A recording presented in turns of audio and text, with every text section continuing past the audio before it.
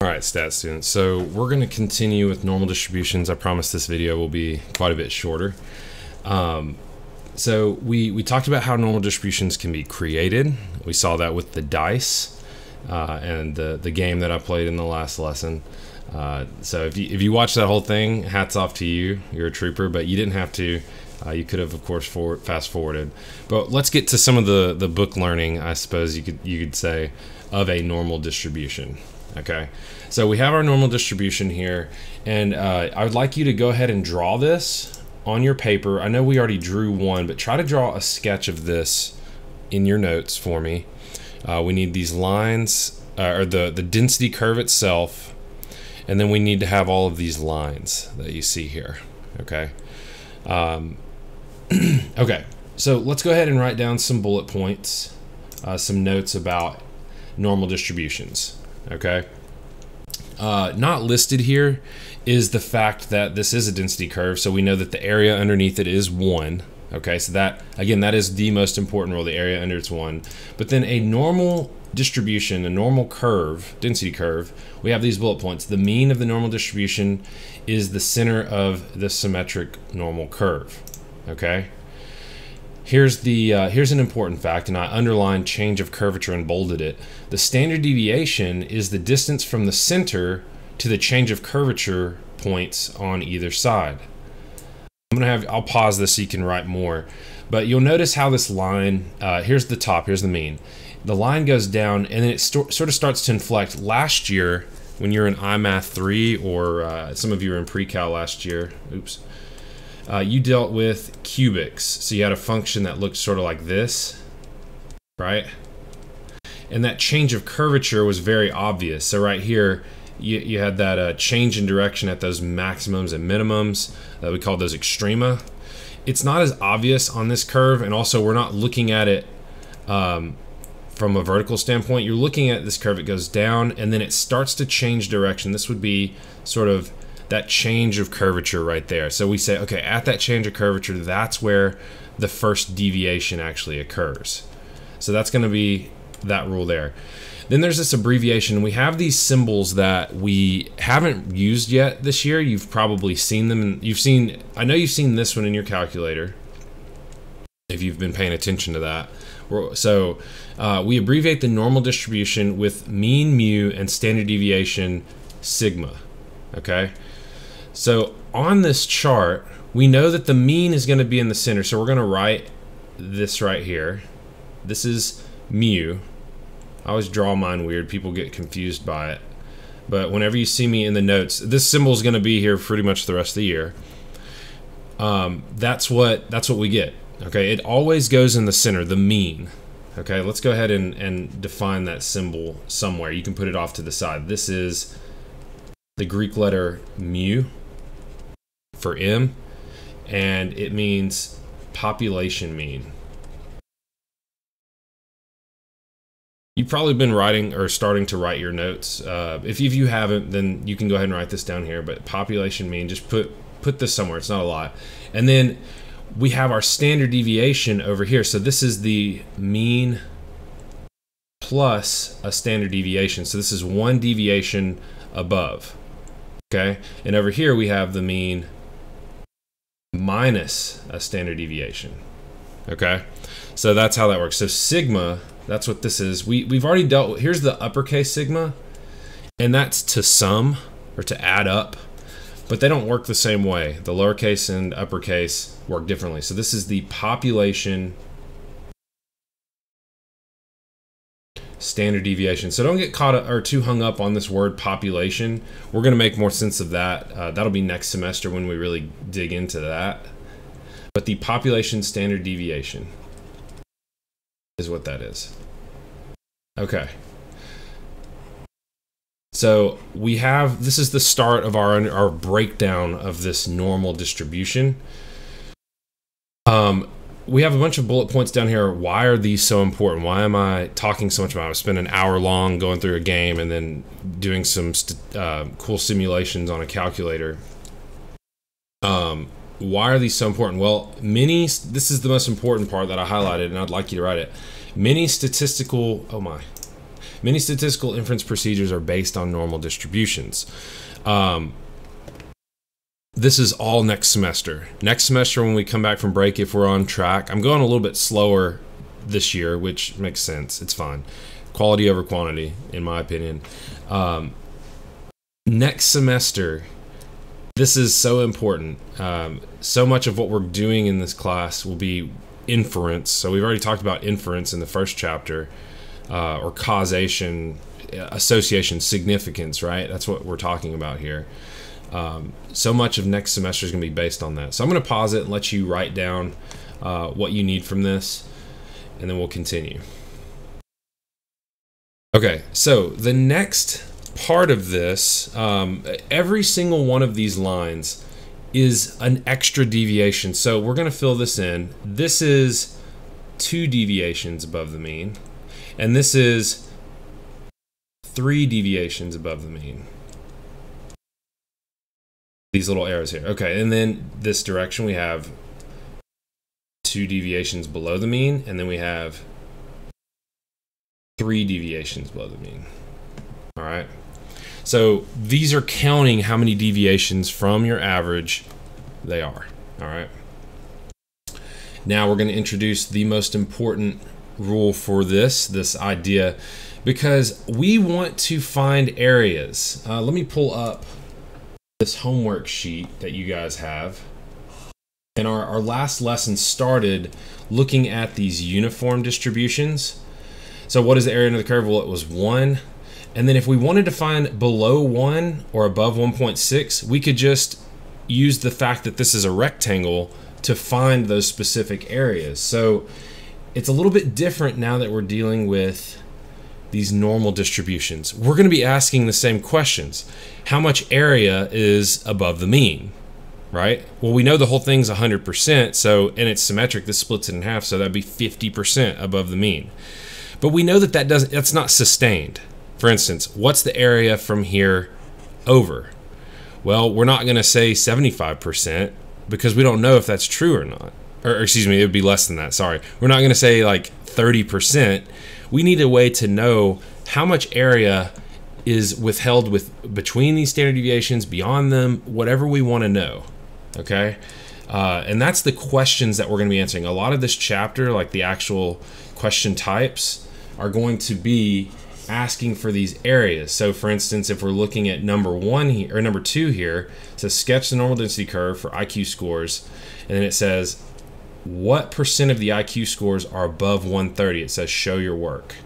Okay, so we're going to do a practice problem with these concepts today, but we need to write down a very important rule, and that is this right here, the 68, and we'll put a star beside this, 68, 95, 99, 7 rule for normal distributions. If you are a student who took pre-cal last year, then you would have seen this in iMath 3. So if you took iMath 3 as a sophomore, as a sophomore, if you took iMath 3 as a sophomore, then you've seen this, okay? So we can break apart these areas into specific percents, okay? So let's go ahead and check out this rule. And let me see if this actually has, oh, I forgot I can't. Oh yeah, I can.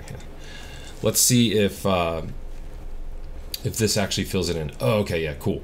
So the 68, 95, 99, 7 rule. As we are filling this, as you're writing this, so approximately 68% of the observations fall within sigma of mu. So within 1 deviation of the mean is what that says. We get 68% of the data. In your notes, let's put that in here. So I'm going to draw an arrow. So I've got this nice little tool here, this nifty tool, and we're going to put that from here to here, and you're going to try to do the same thing for me. This is going to be 68%. So do that on your notes.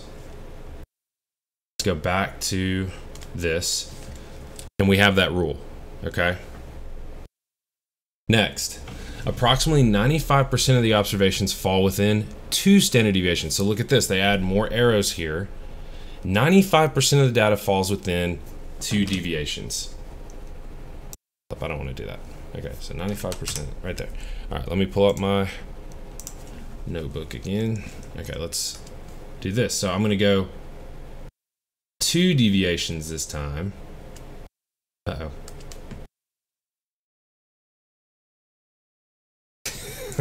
I keep doing that at the last moment. Let me try the mouse. I think I can do it better with the mouse. Point and click here. Yeah, that's better. So this is 95% of the data. So add that to your chart. And then the last part of this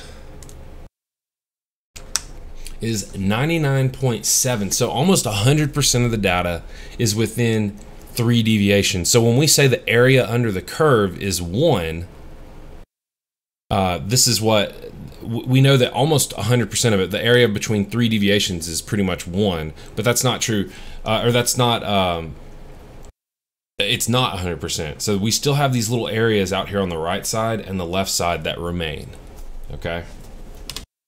So let's add that as best we can. Let's see how I want to do this. I'm just gonna start here and go here. Pretty good. This is 99.7%. Okay, so that rule helps us quite a bit, but we still need it to be more specific. Okay, we still want it to be more specific. So I'm going to paste another one, and you're going to sketch another one of these.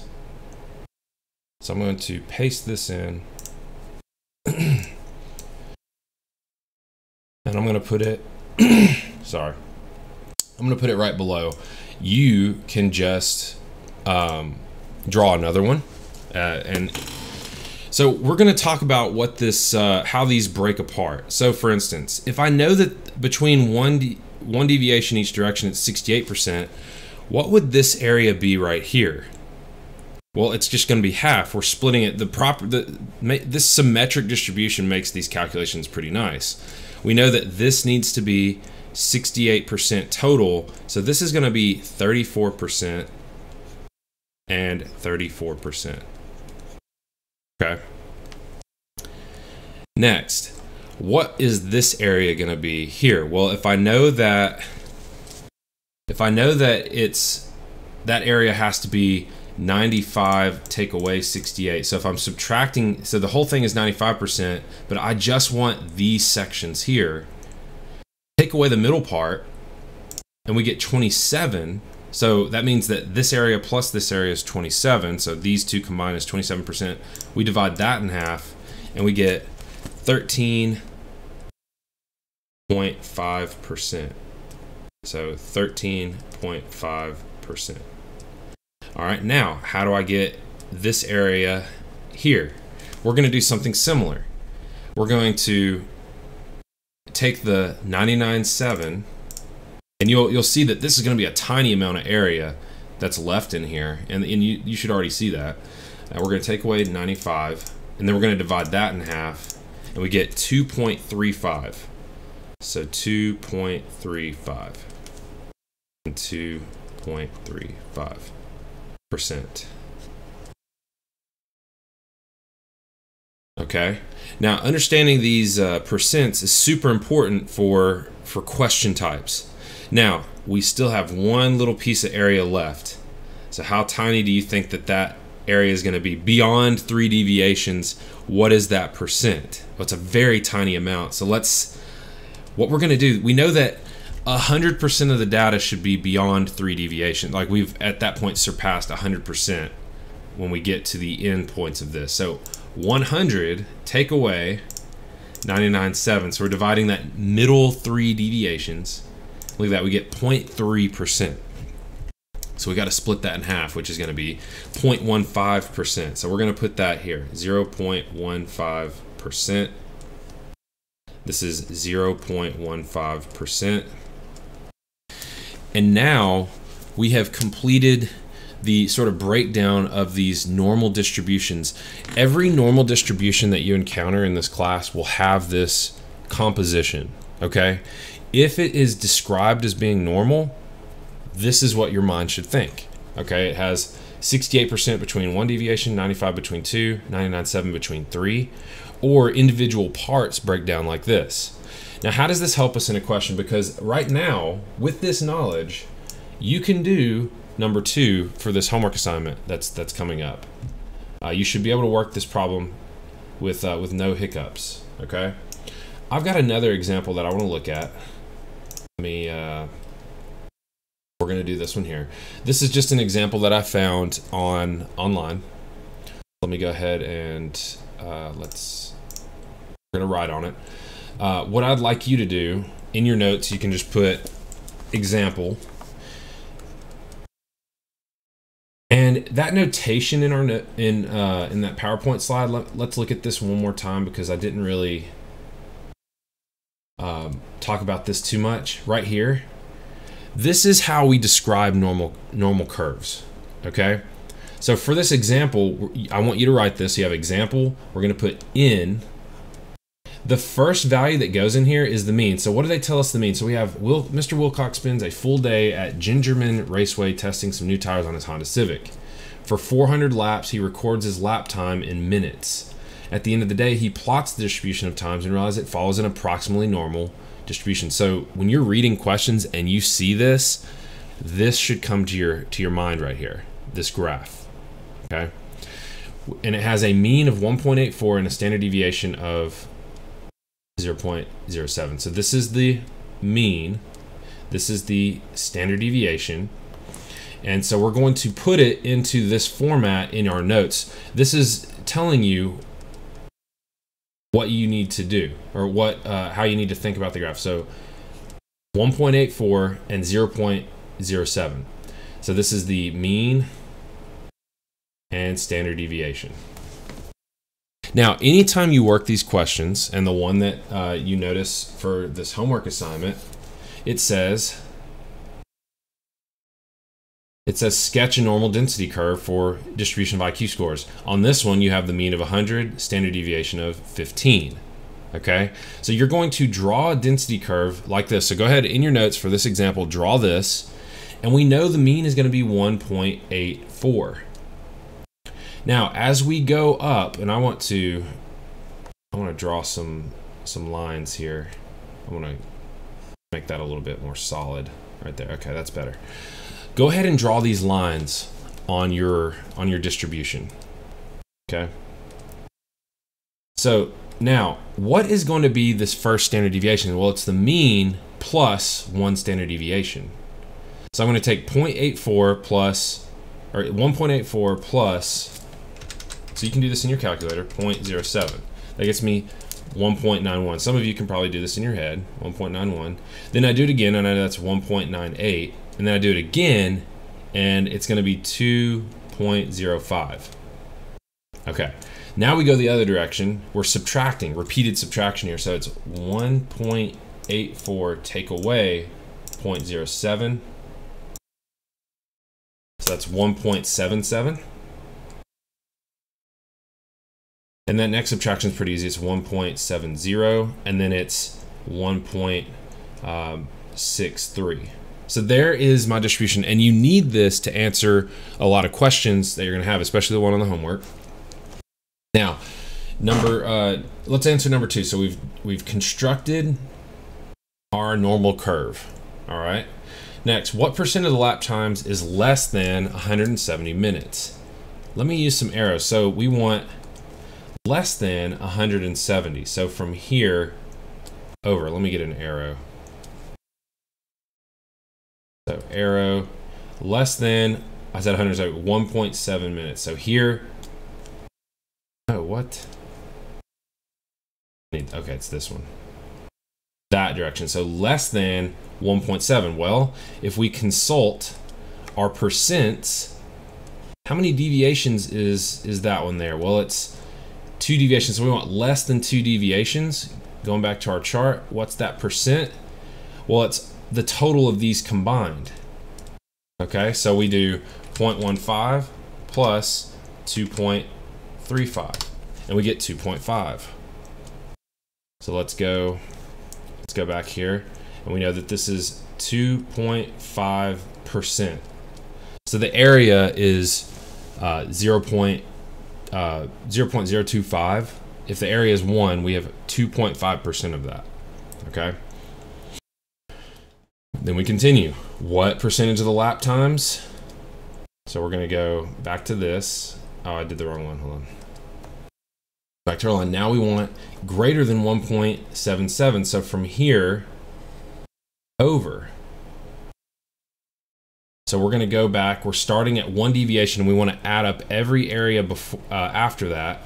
And obviously there's fast ways to do this. For instance, we know that this is 68. So I'm going to do, but I'm going to add these one at a time. 34 plus 34 plus 13.5 plus 2.35 plus 0.15. So 84% of the data is to the right. Okay. So we're going to put that in here. What's my mouse doing? It's wigging out here. Okay. So over here. So we're going to go back. Grab my marker. So this is 84%. Now we want to know what percent of the data is between 1.7 and 1.91. So from here to here. Now that's not 68%. It would be 68% if it was just the middle here. But we got 68% plus this little area here. Let's go back to our chart. So we want these three areas combined. So I'm going to grab my calculator. So 34 plus 34 plus 13.5. So 81.5%. Again, some of you might be able to do these in your head. That's fine. But I'm just showing how you'd want to do these calculations in their simplest form. So 81.5%. And then we get questions like this, where instead of asking you for the percent, it gives you the percent, and you are going to tell it what value is true. So what lap time would be the slowest 2.5%? Now remember, slower in this case is actually further to the right, because the more time it takes you, that's slower, right? So the higher the value, that means your time was slower. So it's better to be faster over here. So what's the slowest 2.5%? Well, where is 2.5% on here? Well, these two added together, if I go from here over, that is 2.5%. So that's going to be my answer. Whatever this value is down here, whatever this one is going to be the answer. Let me get rid of all this. Okay. So going over here, we know that from here over is 2.5% of the data. So we're sort of working backwards now. What would be this value? Well, it's 1.98. That's the answer they're looking for, 1.98. And we're going to say minutes. We want to always use our units of measure for this, just to be clear that it's not a percent or anything. Okay, so 1.98 minutes. So this is our introduction to normal distributions. There is more that's needed with this, and I'm going to make another video over that. At this point, I've got to sort of separate dual credit from AP. So I have to make 2 videos. So AP, you will get your own personalized video for this, and dual credit, you'll get your own as well. All right. So I knew that would be a challenge this year with distance learning, is having to do, I treat AP as a third prep, which it is, but you will get some separate instruction. If you are curious about the AP instruction, if you're in dual credit, you can feel free to ask me about that, and I can send you a YouTube link for that. But just, make sure you communicate that with me. All right. All right, we're gonna go ahead and stop this video here. You should be able to answer that question here, number 2. Not sure about 3 yet. I'm gonna look into that one a little bit more. I have to make another video. I'm probably going to bump this sheet back its due date. Okay, I'll put that in an email, but we'll go ahead and stop here.